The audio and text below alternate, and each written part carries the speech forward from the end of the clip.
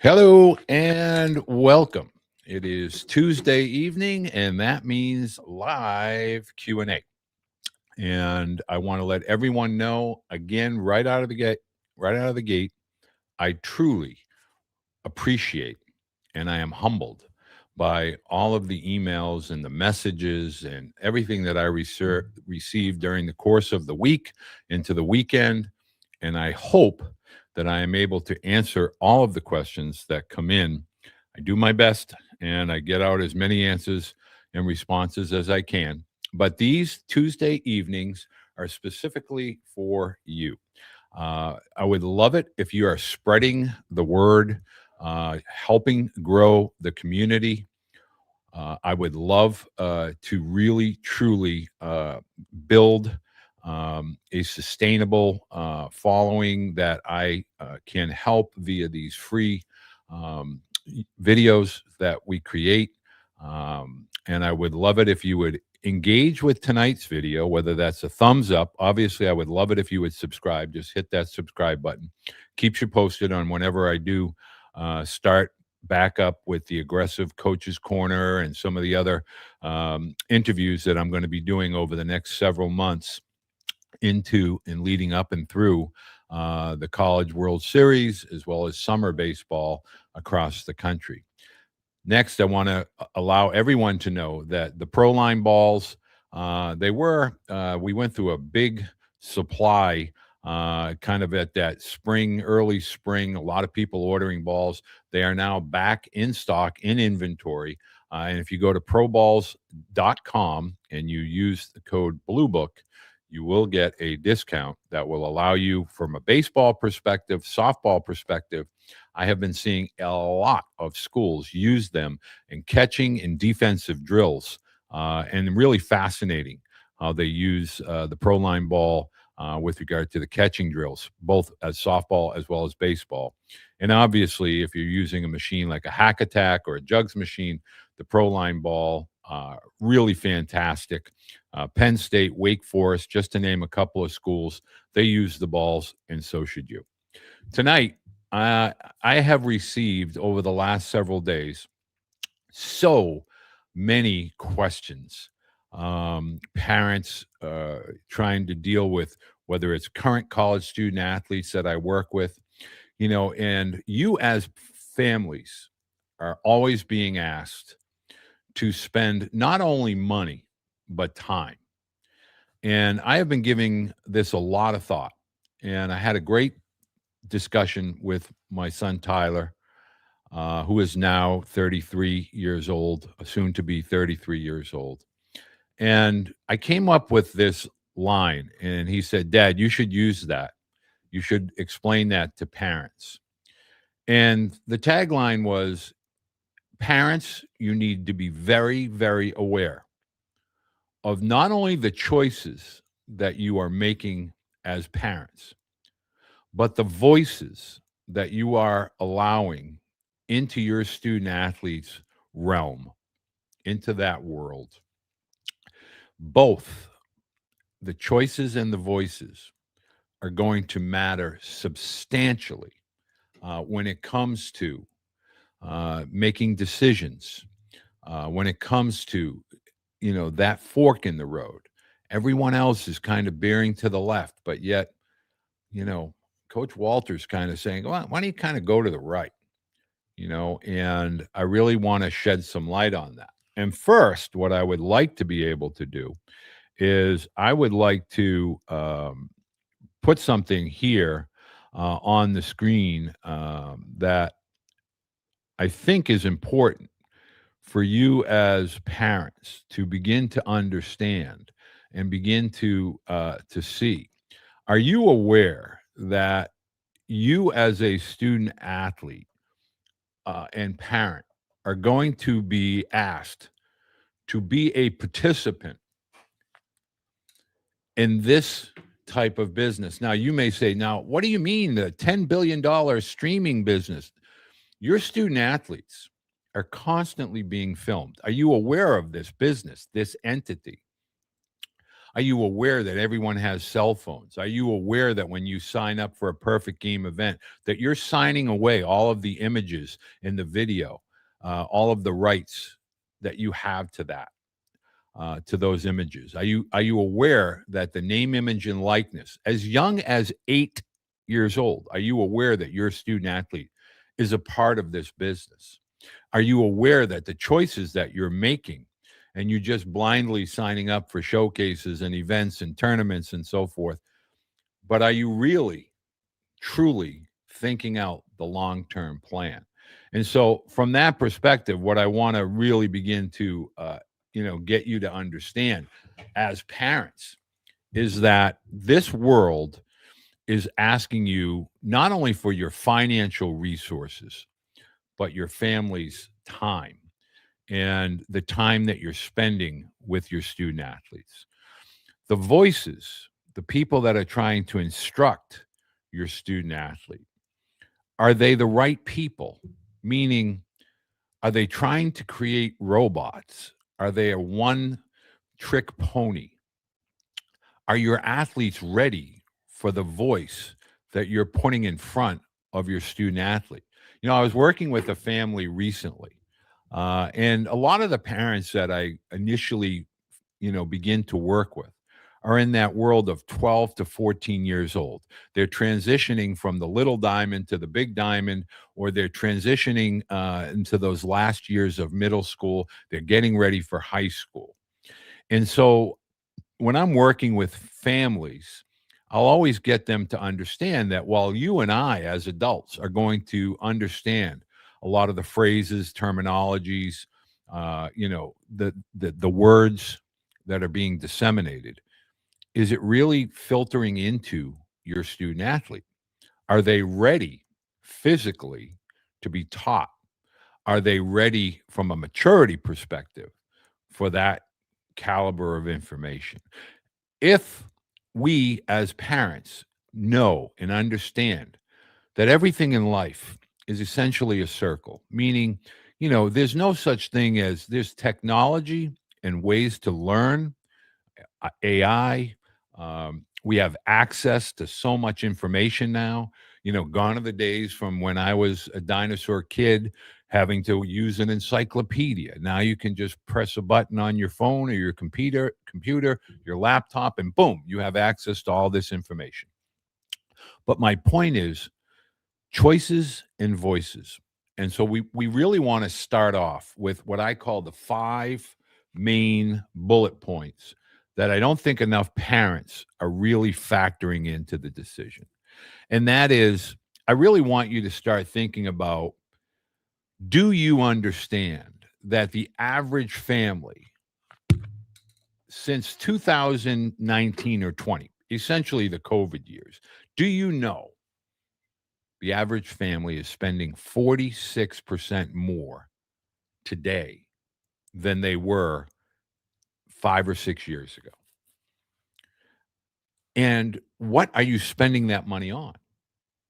And what is the return on the money you're spending? Meaning, a lot of parents are putting faith and trust into dynamics of youth sports that is now, whether it's streaming, game changer. You can go on. There's plenty of streaming that covers athletics at the youth levels. Now, not only are you as parents spending that money, but also college coaches are now spending that money. Because now, instead of traveling to tournaments, they can just pull things up on Game Changer. They can pull things up onto the GOAT, Hub, Huddle. There's so many streaming platforms that are coming into existence. I mean, it's a $10 billion a year industry. But when you start thinking of all of the money, so that's lessons, travel costs, et cetera, and you start to think about the time period that covers, which is generally fall through the summer, and the spring is typically the playing season, either at the middle school and or the high school.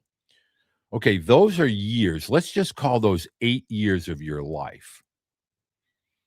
Those are years you'll never get back. And I'm not going to go down sentimental road here and sentimental alley and try to get you to get a box of Kleenex. What I am going to try to get you to understand is I'm on the other side of that. I have sons that are 35 and 33.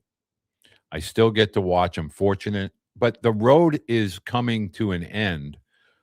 And my time watching my sons play a sport that they loved, I still see my 33-year-old as a 6-year-old sitting on the steps asking me to play catch and letting him pitch. And those days are coming to an end. And I only had, those 8 to 10 years of those high school years. And then after that, when both my boys were gone to college, I didn't get to see them and be around them so much. So my point of the choices you're making is make sure you're not taking something away, trying to chase someone's opinion of who your student athlete might be, especially at younger ages. Younger ages should be all about quality time, family wise, multiple activities, quality time, vacations, family time, etc. And then as you're getting into the 13 to 14-year-old, it's not so much about the amount of games that they're playing. It's more about their development and their understanding of the foundation of the sport, which leads to baseball IQ or athletic IQ, athletic intellect, more importantly, athletic instincts. And so you want them to practice and you want them to do things on their own that are creative, that allow their brain. Think Derek Jeter, going into that hole over third base, getting off on the right foot, jumping up in the air, making a throw across his body. That's not something he did, I'm sure, in a travel ball world. I do think he did that in a practice in his backyard or, in the sand lot. Think of Larry Bird, Bobby Orr skating on ponds. I mean, things like that. That is all about choices. And so when you start to break down, did you know that this is a hardcore number? And I talked to a couple of Division I, they're called general managers now, so I have to use that term, as silly as it may sound. But I talked to a few general managers that run athletic departments, particularly baseball, and they threw some numbers out at me that caught me off guard. And one of those numbers is the sport of baseball, just baseball, Division I, NCAA Division I and NCAA Division II, combine both, and approximately 5.5% of all high school athletes will play Division I and Division II. But yet, all of these parents across the country are chasing that number like they are definitely part of that 5%. When in fact, we're looking at 94.5%. So 9.5 high school athletes out of all of the athletes. Just think about that. 9.5 out of every 10 are not going to play Division I or Division II. And that's where the name, image, and likeness, and that's where the portal, and that's where all the chaos is really going to live. The chaos is really only affecting, for the majority, I understand there are exceptions, for the majority, 5.5%. Choices. Trading athletic ability for academic excellence, whatever that means to you as a family, or more importantly, to your student athlete, is truly what should be mattering most. Making sure the foundation is being laid early, the 8th grade year leading into the 9th and 10th grade years, which ultimately bring you to the junior and senior year where college becomes a topic to be discussed.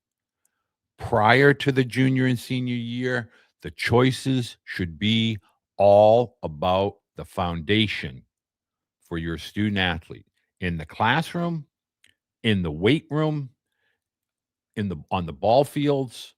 skill set development, strength development, academic development, whatever that may mean to your student athlete. Want to make sure when I see a question, I put my spectacles on. Hello, Keith. Trace is having a heck of a season, and I congratulate you as a parent. Trace is going to find himself in a very great situation here in the next couple of months. Next, I really want to discuss when it comes to voices. Most parents are not thinking about this. Voices. There are people. Now, I'm not going to say they're the majority, but there are people that take a predatory approach, and they try to get you as parents to think that your student athlete as an 8 through 13-year-old is going to be in some way unprepared for varsity high school or college by decisions that you're making or choices that you're making between those 8-year-old and 13-year-old years. If I said to you that there are more athletes that burn out when they get to the more competitive levels of athletics than there are that play in college, you can look that up. Today, you can go use Claude, ChatGPT, you can use Grok, you can use Google, you can use YouTube. So the voices that you're listening to, what's their incentive? Do they have skin in the game? Do they not have skin in the game? What's in it for them? Like I will always now I have Trevor in Mississippi. I have several parents, Cole, Anthony. I've had them on. I've had these people on that when I started to work with them at 11 or 12 years old, I used to always say to the parents, I'm going to tell you to unplug more than I'm going to tell you to plug into or do something. And you're going to be uncomfortable for a while. In fact, a lot of parents will be like, are you sure? Are you positive? Should we be doing this travel thing? Should we be doing this tournament? We need exposure. Should I go to camps? The voices that are telling you that you're going to miss a train that is not going to be arriving at the station for as many as 7 years, you should be asking them about lottery numbers. If they are able to see that far in the future, I'd like to know, hey, who's going to win the Super Bowl in 2027? Fill me in. I want you to understand one huge dynamic of burnout and what causes burnout is the false expectations that are being set. Again, emphasizing the word some. By some, like for instance, I'm going to call out one person. We have a couple of hitting people. You know, you go online and you see all these people teaching young athletes how to hit. And they want to teach this one philosophy of hitting. And they also, I'm going to conversely also say to you, they also want to teach you all about velocity. And we get so much, I get so much pushback. I get so much anger coming through the emails and the direct messages about both topics when I talk to certain people. You don't know what your children's shoe size is going to be when they're 18, let alone how tall they're going to be. A doctor might give you, well, we think he probably, growth plates are still closing and, might be 6'3", might be 6'1", might be 160, might be 190. We don't know, but yet we are trying to make decisions on certain hitting philosophies, pitching philosophies, and one size does not fit all. Do you know that Aaron Judge is 6'8", 270 pounds? Do you know that Jose Altuve, conversely, is like 5'6", 5'7", and maybe 175 pounds? One does not hit like the other. One is not physically capable. So therefore, you must focus as parents on progression. And every aspect of your student athlete's life is about progression. Meaning our end goal is to provide our children with a quality of life that is better, better than ours that we were able to live as adults. I am 63 years old. I have less runway out in front and a lot of runway behind me. And when I talk to my sons, I always tell them they have a much better foundation than I have, all because they both chose to use baseball to get the best academic experience that they could get for their athletic abilities. And now in today's world, we're all being told that we need to begin to chase that at 8 years old, 9 years old, 12 years old.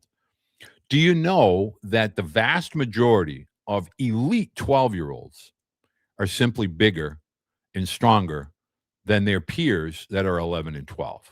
Means they've just had a growth spurt earlier, and that by the age of 16 or 17, most of that, for the most part, levels off. And the athletes that were smaller when they were younger, they were really hyper focused on skill set development. The older, physical, bigger athletes, they were just having fun dominating the younger, smaller guys. Well, the younger, smaller guys were developing skill set, and they were hyper focused on skill set development. And then as they got older, they were chasing, I need to get bigger, I need to get stronger. They were really focused in the weight room. And then their skills started to get up here. And then there was this balance of the scales. And these guys that were working their tail off surpassed these guys that were just, I wouldn't say they were lazy, but they were comfortable. And they didn't really see a lot of reason. I throw hard. I hit balls a long way. Okay, well, they didn't really get in the weight room, and they really didn't focus on skill set.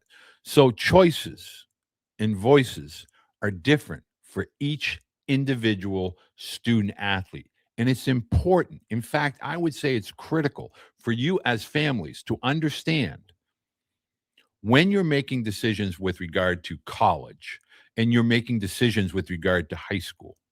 It should be more about the high school experience for your student athlete.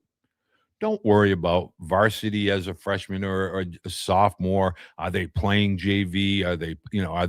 Where are they in regard to exposure? There is no longer a need for exposure prior to the age of 17 because the average college athlete is 22. We've already discussed that. So if they're 22, college coach can't compare them to a 17-year-old. As they're getting out of that junior year and they're getting they're completing their academic transcript as a junior, they're physically starting to mature, their skill sets are all kind of coming together with the physical maturation. Now I can go out if I'm preparing properly and I'm making sure that I'm ready for college coaches to evaluate my skill set. Really important to understand your process, the choices that you're making as parents at those younger ages. When I'm working with parents, I will always say to them, don't worry about the hitting lessons.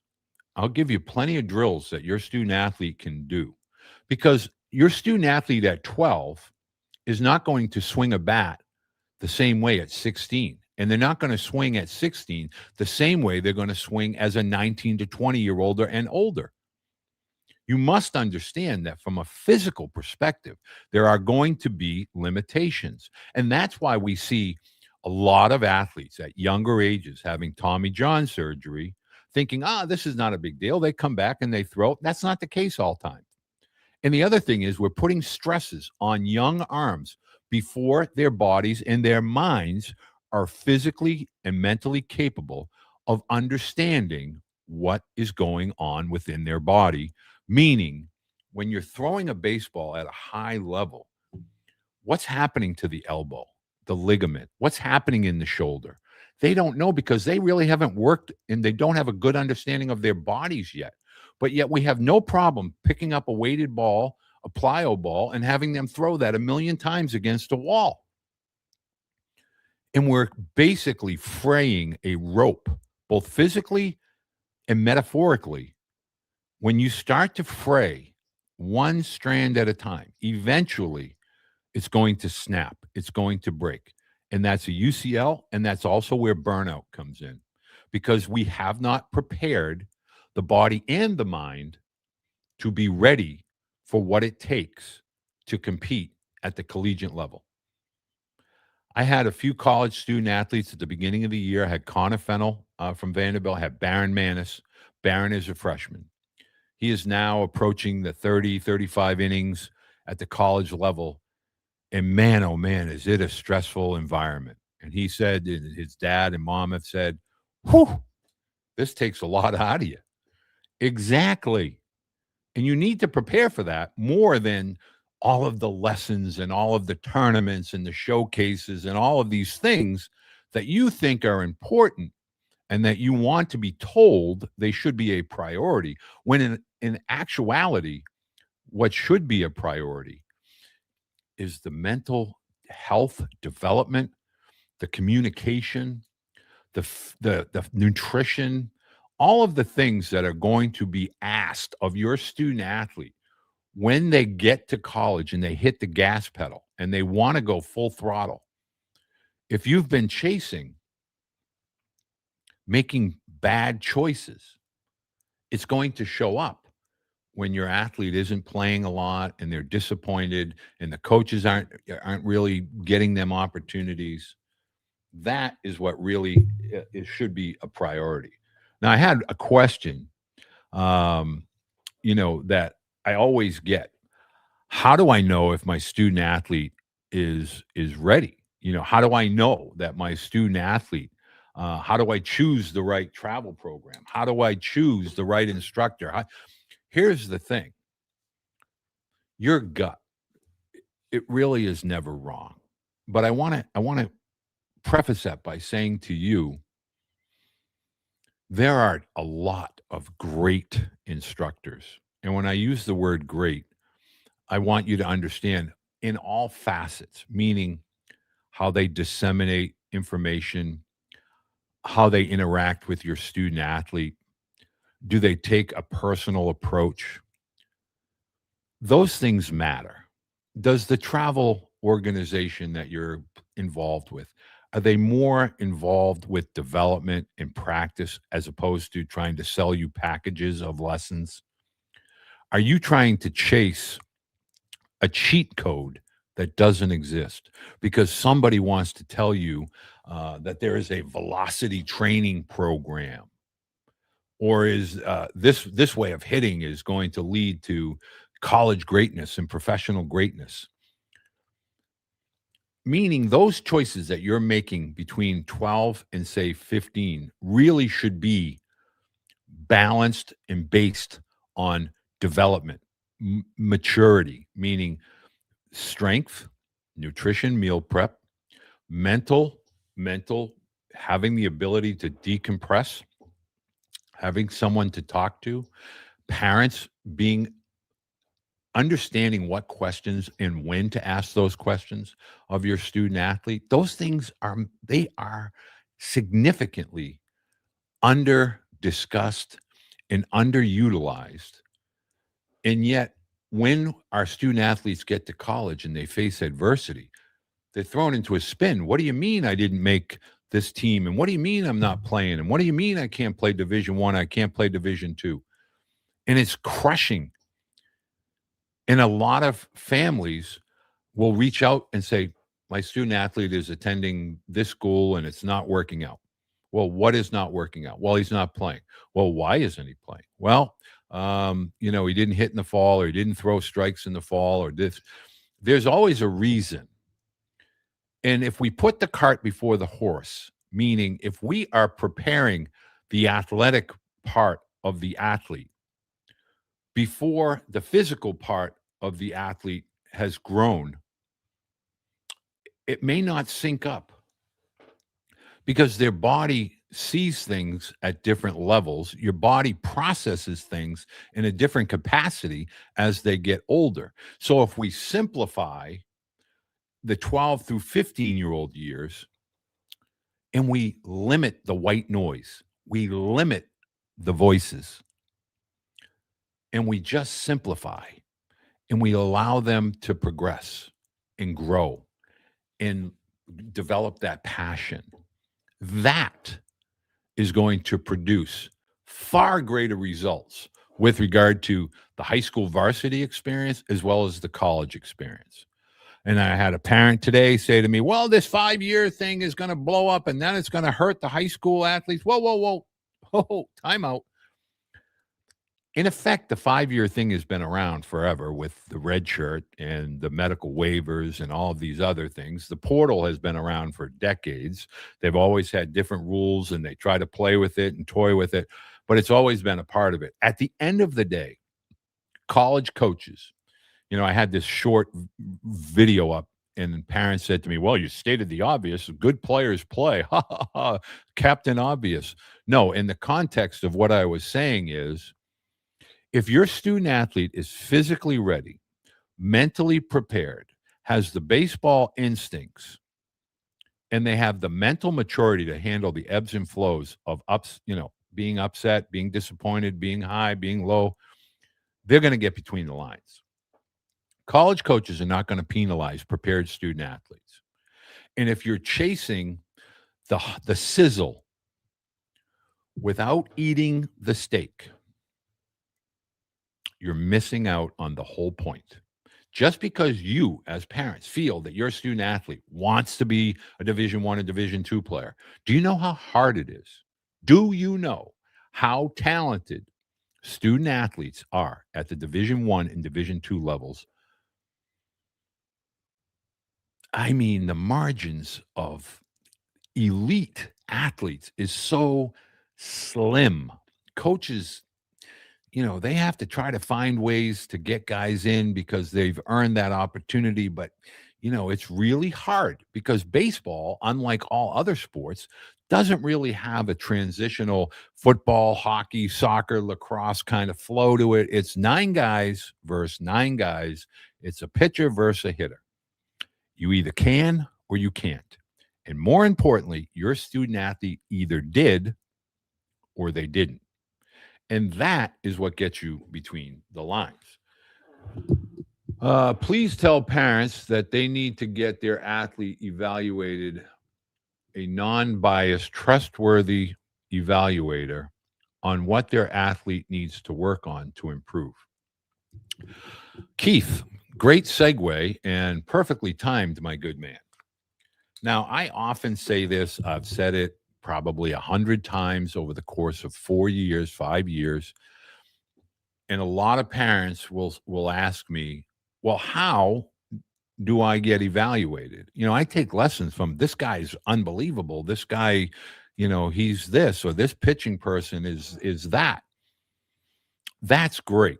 But what you need to understand is you need an unbiased, true evaluation, meaning you need to understand, what does your athlete look like on film? What does your athlete look like? I had a parent send a video to a college coach, and they happened to send me the video. And when they sent me the video, they assumed, hey, I sent this off to 2 coaches that asked for video, and they asked for my opinion. Now, I'm not working with that family, but they asked my opinion, and I said to them, well, are you aware that your son cuts himself off? And oh, by the way, you showed your son getting 2 singles. Neither one of them showed that he came out of the box with any kind of energy. And he kind of just ran to first base, took off his batting gloves, his, shin protector, his elbow protector, every other protector, and then handed it and then made some kind of sign. That's not a good look. You need an evaluation to understand, again, repeating a phrase, the floor and the ceiling. This is your son as a floor of NCAA Division III, maybe JUCO Division II, Division III, NAIA Division II. He has a ceiling of maybe a mid-major Division I, maybe a Division II. You have to understand there's a finite number of chairs that you're trying to have your student athletes sit in.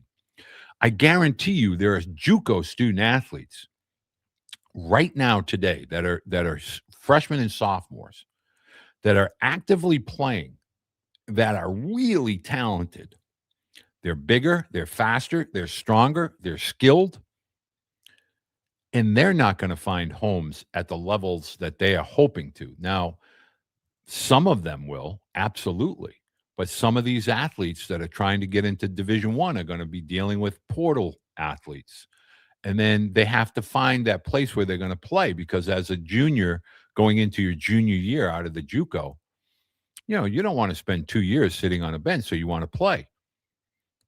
So it's all about making the right choices during those years, those developmental years of 12 to 15, and factoring in the nutrition, the strength, the speed, the skill, all the development, the mental approach, the mental development, understanding what it takes to be a successful athlete at the high school and potentially college level and beyond,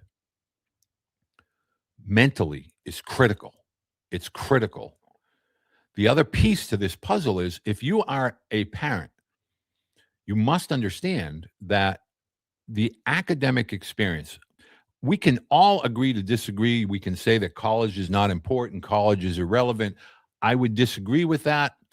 But my point to you is, learning during those 4 or now 5 years of college is so much more than the classroom, so much more than the classroom. And that's why it's important to understand, these choices early are going to have impact on the choices you're trying to make when it comes to college. The next part of this discussion point is, and I really want to have this dialogue in such a way that I'm not going to upset parents. But I went to a game this week, and I live in the Northeast. It's very cold, and it's been a tough spring. Winter is hanging on, as tight as it can. And so parents are excited about getting outside. And I went to go evaluate a student athlete, and I found a couple of scouts were there, and this is what they call ISL League. That's a league that my son played in. It's the Independent School League, which is prep school, boarding school, Lawrence Academy, Brooks Academy, BB&N, those types of schools. Anyway, long story short, I ran into a buddy of mine that's a scout. And about the second inning, now they were there to watch a student athlete, and I was there to watch another student athlete. And it just so happened that we had 2 different types of parents. One was on the visitor side, one was on the home side. And the scout made a mention to me that said, that parent over there really not helping their student athlete. And I kind of chuckled, and that kind of settled in. And then we had a break, and I said, "What did you mean by that?" And they said, "You're out here being derogatory to the other team, saying, he stinks." I mean, I'm paraphrasing, I'm using cleaner language. And that's really not appealing, when it comes to the evaluation piece. Because is the student athlete like that? Are they degrading? Are they demeaning? Does their success strictly depend on somebody else being bad or failing or having a tough day? And so as a parent, you want to take an approach less hands-on, especially at that 12 to 15 to 16-year-old, meaning, yes, you're the one that has to drive them. Yes, you're the ones that ultimately have to make the parental decisions. But as they get older, are they pushing you into being better? Or are they just picking up, and going into the backyard? And maybe they're just, kind of hanging out in the backyard with their buddies, but they're practicing, but they're working. Maybe they're downstairs doing push-ups. Maybe they're downstairs with some weights. Maybe they're downstairs doing rice buckets or squeezing tennis balls while they're watching TV, or in some cases juggling while they're watching TV. Are you noticing things that they're doing are totally independent of what you're asking them to do, more than they're doing it for themselves? When you go home and you're sitting at the dinner table, are you making excuses? The coach stinks, the team stinks, nobody's giving you an opportunity. In other words, think about the culture that is around the dinner table, and then think about the culture that is around the game experience. And also, are you going to all the practices? Are you kind of being judgmental with regard to practice? We need to give student athletes their space for them to go be in their world, place for them to allow for their creativity, their relationships, their work ethic to kind of be developed. More importantly, we need them to have time with their coaches. Coaches are around your student athletes in more ways than just the practice field. They're in the weight rooms. They're on the buses. In some cases, they're in the hallways. Get to college. The coaches are with your student athletes 8 to 10 hours a day, 6 days a week for 10, 11 months a year. So, when it comes time for the student athlete to leave the dinner table, to leave the high school and go to college, are they going to be looking for the negatives, or are they going to be able to trust their preparation, their mindset? Are they going to be able to reset every single day, every single event? The choices and the voices that you are engaged with and involved with, you need to take a hard look early in your process. If you feel that your student athlete genuinely, sincerely, from their heart, want to be a high school varsity athlete, a multi-sport athlete, or a college student athlete, it really begins, the foundation really begins in that 12 to 15-year-old, those years, because you can't try to cram those missed years into the high school years. I have a lot of families that, well, my student athlete's 152 and he's a junior in high school. Okay, you got a lot of work to do. If you're a junior, you have basically 14 months and then it's go time. We need to understand that some of the choices that you're being asked to make by some of the voices that you feel or are being told are the all-powerful, all-knowing. One size will not fit all, meaning you're not going to buy, baseball spikes for the 18-year-old version of your student athlete when they're 12. So let's worry about what they're doing at 12 and make sure that every single day is all about celebrating A, their childhood, B, their passion, and C, giving them time to be creative, to explore, to fall, to fail. And then introducing voices, not a lot of voices, just the right voices for your student athlete that helps them navigate.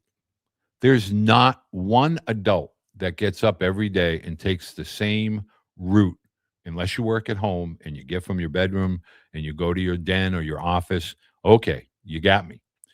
But if you take a drive, I live in Boston, greater Boston, and I can tell you traffic here. What do we use? Waze or the GPS. And what does it do? It tells us when there's an accident ahead, when there's construction ahead, when there's a police officer ahead. It's a GPS that helps us maybe take or reroutes us to a quicker path to our destination. So you, as parents, should be looking more to the GPS as opposed to trying to go shopping for something that's not going to be relevant for the next 6 years. Don't try to teach your son to hit like Aaron Judge as a 12, 13, or 14-year-old. I promise you, if someone really had the secret, like I'm telling you, rock solid, if somebody out there in the social media world had proof positive, the blueprint on how to become Aaron Judge, the Dodgers, the Yankees, the Red Sox, the Giants, they would all buy that in a millisecond. And every one of their athletes would come up and hit the same way.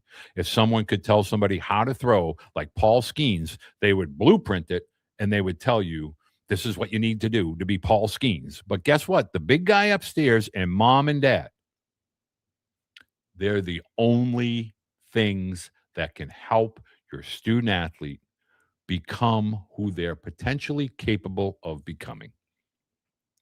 It has to be from within. It has to be with a GPS. It has to be minimizing the noise at the younger ages. And when they get to be older and they're physically growing and they are capable of moving, whether it's with the bat or a ball, they're physically prepared for the challenges, the obstacles, the hurdles, all things that it takes to be a college caliber student athlete. At that point, you can then build on that foundation that you as a family put forth. And so a lot of questions coming in. I just want to make sure I get to these. So the number one takeaway is those that find their way to this dynamic, this message is really a culmination of a lot of emails and messages that stem from anxiety that athletes are having. Girls and boys, men and women in college. I get a lot of emails and messages. I get a lot of phone calls. I do a lot of stream calls and a lot of anxiety. And I introduce them to people like Tamara Seaman. I introduce them to Danielle Martin. People that are really super at what they do and the impact that they have on student athletes.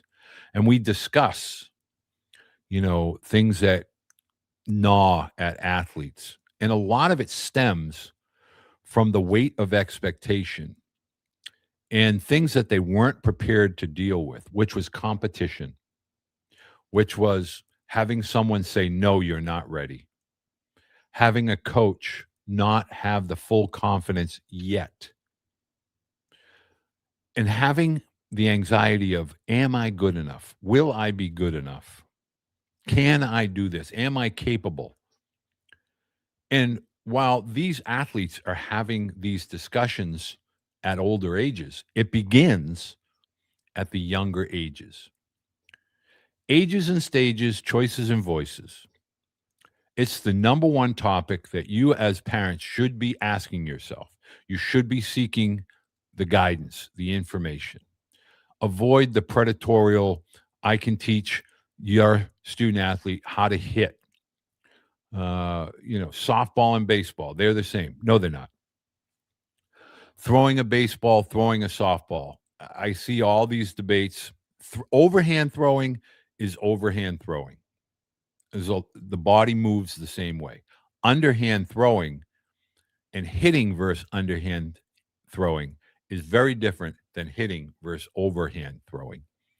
And when I get these questions, I always say, you have to be careful what and who you're putting in your student athlete's path early, because that is going to be their foundation.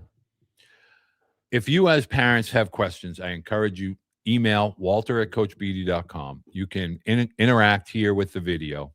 You can send me messages on social media, Blue Book Beede on X, Coach Beede on Facebook, as well as Instagram. You can send those questions. I'll answer them. I really hope that you as parents can continue to have trust in me to allow me to help with regard to answering the questions that you have, working potentially with your student athletes. I really look forward to the engagement each and every week. I spend most of my weekends going through my emails. So if you have a question, feel free to email me. Way out, please. Thumbs up. Where are you watching the video? What did you take? What's your takeaway from the video? What kinds of questions do you have after watching this video?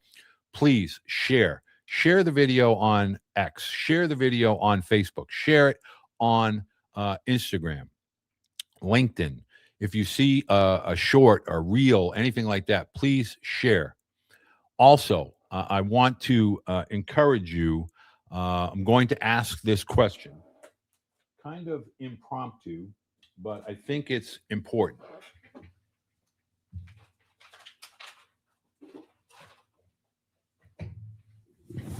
if you have made it to this point in the video, I have written this book, and I am going to ask for advanced readers of this book. Now, this is not the typical book. This is not the nonfiction how-to. This is not the fiction like the Sandlot series.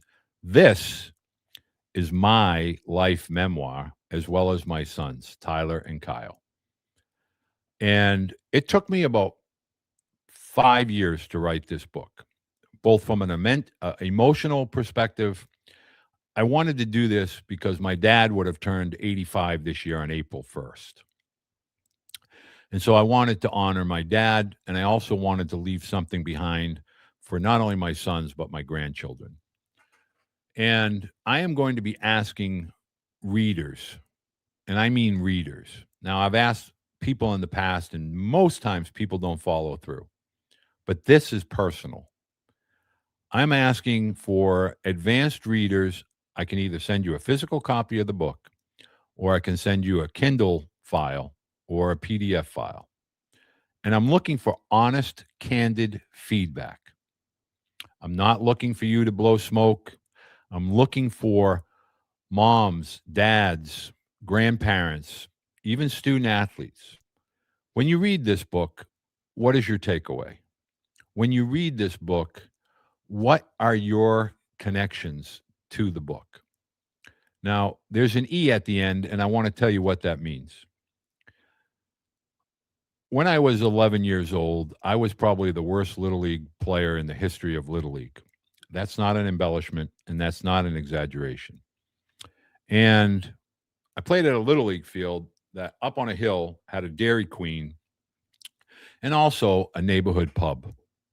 And after work, my dad was a regular there. And, whenever I was playing a Little League game, that's where he watched the game. Because before the game, he was up maybe having a snack and a libation. And then when the game started, he would come out, obviously with a bunch of his buddies. Now, on this particular day, I was facing a real kind of surreal situation where I was playing in my very first Little League game where they announced your name, now batting for the Wyoming Senators, the first baseman, Walter Beede. And from high up on the hill, in this real grizzled voice, I hear, "There's an E at the end for a reason. You might want to use that." And everybody laughed and chuckled, and all his buddies. And then the announcer said, "Batting for Senators, Beede, Walter Beede." And that has always stuck with me. And so that is the name of the book. And I would really appreciate it if you, as someone who likes books, could find their way. I'm going to put in the description of this video where they advanced reader copies through Book Sirens. But I only want you to do it if you can read the book and provide feedback. And if you feel it's a good book, I'm releasing the book on Father's Day this year. Again, my dad would have turned 85 on April 1st this year. And so on Father's Day, as a way to honor my dad, I'm going to be releasing the book. But I would love for there to be 100, 200 reviews, good reviews. If you don't like the book, that's fine. I can appreciate that. But I'd prefer that you didn't go on Amazon or Goodreads and, try to bury my book. But if you feel like it was a good book or, something that people would find worth reading, I would appreciate your help. So if you could DM me or you can send a message to this video, I'd certainly appreciate it. Thank you for the last couple minutes allowing me to kind of get through that. It was a little bit emotional, but we got through it. I look forward to all of your questions this week. Have a great week in baseball, and I really, truly hope that this video adds some, at least, insight for parents at the younger ages. It's not what you think it is.